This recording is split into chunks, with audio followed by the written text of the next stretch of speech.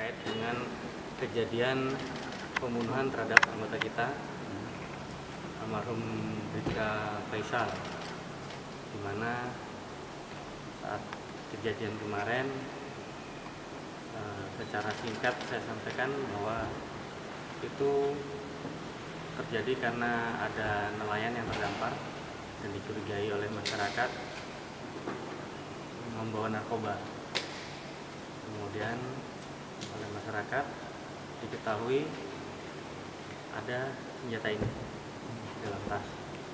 Dilaporkan ke kita, kemudian kita sempat bergerak, dan almarhum karena lokasinya dekat, beliaunya bergerak mendahului.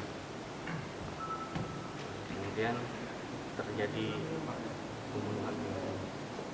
Kemudian untuk para tersangka ini kemarin kita tangkap ada 5 orang, kemudian 2 meninggal dunia, 3 saat ini kita tahan, dan para tersangka ini kita